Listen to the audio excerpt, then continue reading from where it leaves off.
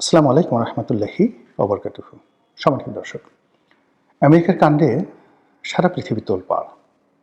ক্ষমতার দম্ভ এবং আধুনিক সভ্য যুগে ক্ষমতা যে এতটা নির্মম এবং নিষ্ঠুর হতে পারে, এটি মার্কিন যুক্তরাষ্ট্র সাম্প্রতিক সময় যেটি দেখিয়েছেন, তার সঙ্গে মধ্যযুগের কোনো ঘটনারও তুলনা হবে না। মধ্যযুগে রাজা বাদশারা একে অপরের সঙ্গে যুদ্ধ করতেন, সন্ধি করতেন এবং যুদ্ধক্ষেত্রে প্রতিপক্ষের হাতে অনেক রাজা নিহত হতেন।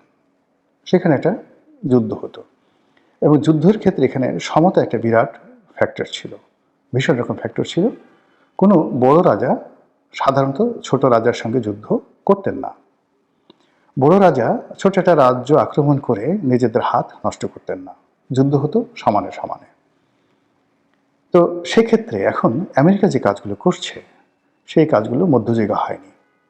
মধ্যযুগে যদি বড় কোনো রাজা চাইতেন যে পার্শ্ববর্তী কোনো রাজাকে পিঠমোড়া করে বেঁধে তারপরে ঘোড়ার পিঠে চড়িয়ে, হাতির পিঠে চড়িয়ে বা টানতে টানতে তার রাজ্যে নিয়ে আসবেন হাতকড়া পরিয়ে, এটা কোনো ব্যাপার ছিল না। কিন্তু এই ঘটনা কখনো মধ্যযুগে ঘটেনি। ওই সময়টাতে রাজনীতিতে রাষ্ট্রতন্ত্রে একটা পারস্পরিক মর্যাদাবোধ, সম্মানবোধ এই জিনিসটি ছিল, যেটা এখন নেই।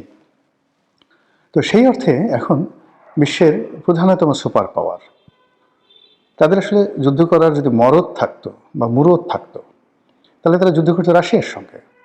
আজ যদি তারা পুতিনকে ধরে নিয়ে যেতে পারতো, চীনের প্রেসিডেন্ট শিকে ধরে নিয়ে যেতে পারতো, কিংবা ভারতের প্রধানমন্ত্রী নরেন্দ্র মোদী তাদেরকে ধরে নিয়ে যেতে পারতো, ইংল্যান্ডের প্রধানমন্ত্রী, ফ্রান্সের প্রেসিডেন্ট তাদেরকে ধরে নিয়ে যেতে পারতো, তাহলে বোঝা যেত যে না, বাপের বেটা, সত্যি কথা বাপের বেটা। কিন্তু এ কি অসভ্যতা!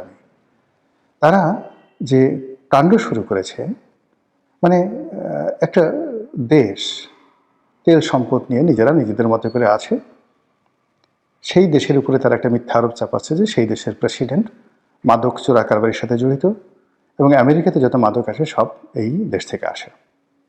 এখন এই দেশ আক্রমণ করে তারপর সেই দেশের প্রেসিডেন্টকে এনে তাদের বিচার করতে হবে। ইতিপূর্বে তারা কি এই একই কাজ করেছে, জেনারেল নরিয়াগাকে তারা ধরে এনেছিল।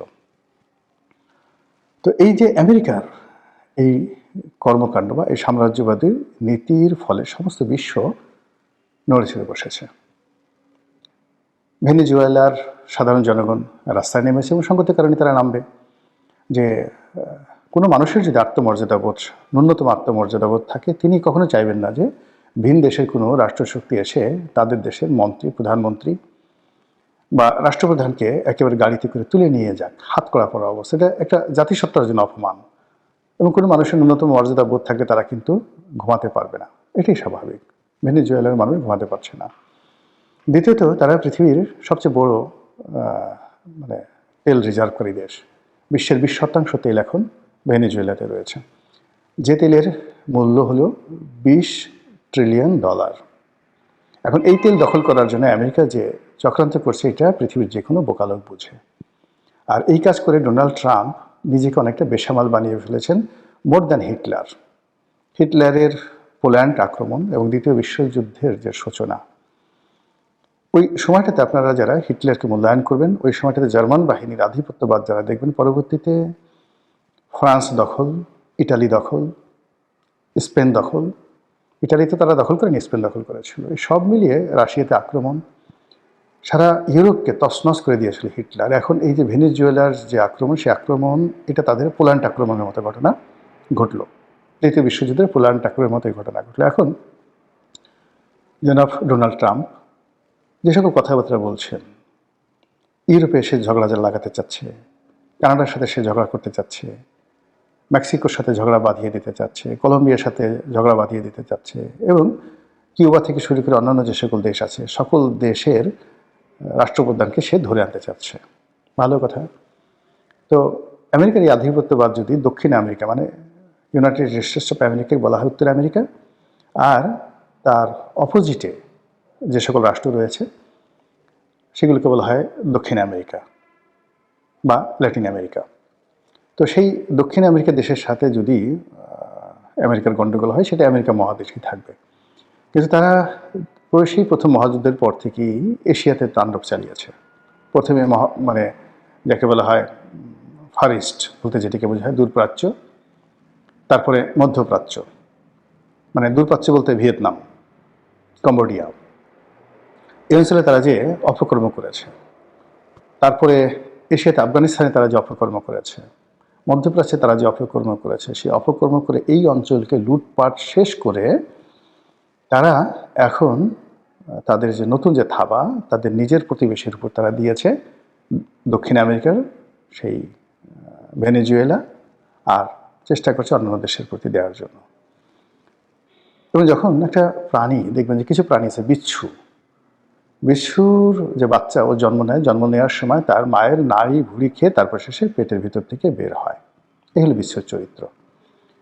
তো সেই দিক থেকে আজকের যে আমেরিকা, সেই আমেরিকার আজকের এই পর্যায়ে এসেছে মূলত ইউরোপের ঘাড়ে ভর করে, ইউরোপের শক্তি ব্যবহার করে, এবং ইউরোপ যুদ্ধ করেছে দ্বিতীয় মহাযুদ্ধে, আর ফল লাভ করেছে আমেরিকা।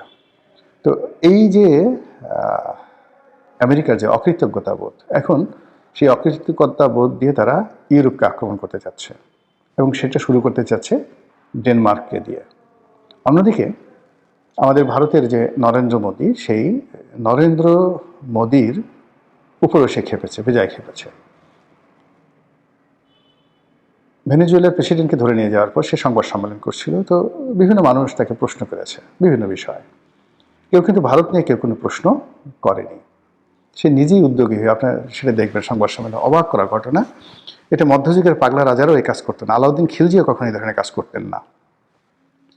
তো সে সাংবাদিকদেরকে বলছে যে ভারত সম্পর্কে আমাকে জিজ্ঞাসা করো। তো একজন জিজ্ঞাসা করছে ভারত সম্পর্কে, তখন সে বলছে যে ভারতের প্রধানমন্ত্রী মোদীর, তার উচিত ছিল আমাকে খুশি করা। বক্তব্যটা চিন্তা করেন যে তার উচিত ছিল আমাকে খুশি করা, কিন্তু সে সেটা করেনি, কাজেই তাকে দুর্ভোগ পোহাতে হবে। মানে আগের দিনে যেটা হতো যে দিল্লিতে কোনো সম্রাট বসতো, বা ইংল্যান্ডে কোনো সিংহাসনে বসতো, অন্যান্য করদ রাজা যারা ছিলেন তাদেরকে বিভিন্ন রকম উপহার পাঠিয়ে দিয়ে তারপরে নিজেদের গদি রক্ষা করতে হতো। একইভাবে মিস্টার নরেন্দ্র মোদী, তার কাছ থেকে ডোনাল্ড ট্রাম্পের যে আশা, সেটা হলো নরেন্দ্র মোদী তাকে খুশি করবে। এখন নরেন্দ্র মোদী সেটা করেনি, সে রাশিয়া থেকে তেল কিনছে, ইরানের সাথে সম্পর্ক বজায় রক্ষা করে চলেছে, এবং আমেরিকা সেখানে যে ট্যারিফ দিয়েছে সেই ট্যারিফকে সে পাত্তাই দিচ্ছে না। এখন ভারতের যারা মূলধারার গণমাধ্যম, তারা এই যে ডোনাল্ড ট্রাম্পের এই বক্তব্যে ভীষণ রকম খেপেছে। তারা বলেছে যে আমাদের আমেরিকার সাথে ব্যবসা বাণিজ্যর দরকার নেই, প্রয়োজন হলে আমরা সামরিক শক্তি ব্যবহার করব, এবং আমেরিকার এই এশিয়াতে যত রকম স্থাপনা রয়েছে আমরা দরকার হলে চীনের সাথে সকল বিরোধ মিটিয়ে ফেলবো, আমরা দরকার হলে রাশিয়ার সঙ্গে কৌশলগত মিত্রতা করবো, কিন্তু আমেরিকার এই ধরনের অপমান আমরা আর সহ্য করব না। আবার অন্যদিকে আর এক পক্ষ বলার চেষ্টা করছেন যে এই মুহূর্তে ভারতের যে ইকোনমি গুগল কেন্দ্রিক, ইউটিউব কেন্দ্রিক, মাইক্রোসফট কেন্দ্রিক, প্রযুক্তি কেন্দ্রিক, সব কিছুই আসলে আমেরিকার প্রযুক্তিতে চলে। এমনকি তাদের যে এভিয়েশন ব্যবসা, পেট্রোলিয়াম ব্যবসা, সবই মানে হার্ডওয়্যার যাদেরই থাকুক না কেন, সফটওয়্যারটা আমেরিকান। কাজেই আমেরিকার সাথে এই মুহূর্তে দ্বন্দ্ব সংঘাতে জড়িয়ে যাওয়া ঠিক হবে না। যদি আমেরিকা অ্যাপেলকে দিয়ে তাদের পুঁজি প্রত্যাহার করিয়ে নেয়, KFC, Pizza Hut, YouTube, Google, Facebook সবাই যদি ভারত থেকে তাদের ব্যবসাপাতি গুটিয়ে নেয়, ভারতের অর্থনীতি দেউলিয়া হয়ে পড়বে জাস্ট 24 ঘন্টার মধ্যে। তো এই যে হুমকি, সেই হুমকির প্রেক্ষিতে এখন এই যে হুগো স্যাভেজের মানে যাকে বলা হয় মাদুরোর পরে নরেন্দ্র মোদীর নাম উচ্চারণ করেছে ডোনাল্ড ট্রাম্প, ফলে এটা এখানে থেমে থাকবে না। এবং ডোনাল্ড ট্রাম্প যখনই যে কথাগুলো বলেছে, যে পাগলামিগুলো করেছে, আপনি গিয়ে দেখুন তার সেই প্রথম টার্মে সে যে ক্ষমতায় এসেছে তখন থেকে আজ অবধি তার প্রতিটি কথায় কিন্তু ধারাবাহিকতা আছে। সে কিন্তু ভালো হোক মন্দ হোক আমেরিকা ফার্স্ট বা সে যে কাজগুলো করতে চেয়েছে, যে যুদ্ধগুলো করতে চেয়েছে, যে যুদ্ধ বন্ধ করতে চেয়েছে, সে সেটা মিন করেছে এবং করেছে। তো কাজে ভারতের সঙ্গে তার যে এই সম্পর্কটি, সেই সম্পর্কটি আগামীতে ভালো যাবে না। আর সেক্ষেত্রে ভারতকে সাহায্য করার জন্য যদি আমেরিকা বাংলাদেশকে ব্যবহার করে, এখানে ডিপ স্টেটের কার্যক্রম আবার নতুন করে চালু করে, তারপর এখানে যদি তারা আফগানিস্তানের মতো আল কায়দা তৈরি করে কেবলমাত্র ভারতকে দমন করার জন্য, তারা সব পারে। তারা যদি এই বাংলাদেশের জঙ্গিবাদকে উস্কে দেয়, তারা যদি বাংলাদেশে তালেবানি রাষ্ট্র কায়েম করে ফেলে কেবলমাত্র ভারতকে শিক্ষা দেওয়ার জন্য, এটা কিচ্ছু না, একেবারে স্বাভাবিক ওয়ান টুর বিষয়। এবং সেই কাজটি ভারত যদি করে, আমেরিকা যদি করে, তাহলে ভারত হয়তো সেটা মোকাবেলা করার শক্তি তাদের আছে এবং তারা চেষ্টা করবে। কিন্তু আমাদের কি কোনো প্রস্তুতি আছে? এই যে আমেরিকা এবং ভারতের যে অবস্থা হলো, বা এই যে আমেরিকা এই মুহূর্তে যে নতুন করে এখন নরেন্দ্র মোদীকেও কি ট্রাম্প তুলিয়ে নিয়ে যাবে? ঝামেলা কথাবার্তা বলে আমাদের একটি জাতীয় ঐক্যমত গঠন করে অন্তত আমাদের স্বাধীনতা সার্বভৌমত্ব যেন অক্ষুণ্ণ থাকে, এবং আমরা যেন কোনো বিদেশি শক্তির দাবিদার হয়ে নিজেদেরকে পাকিস্তানের মতো একটি ব্যর্থ রাষ্ট্রে পরিণত না করি। মহান আল্লাহ আমাদের সবাইকে সেই হেদায়েত দান করুন। আসসালামু আলাইকুম ওয়া রাহমাতুল্লাহি ওয়া বারাকাতুহু।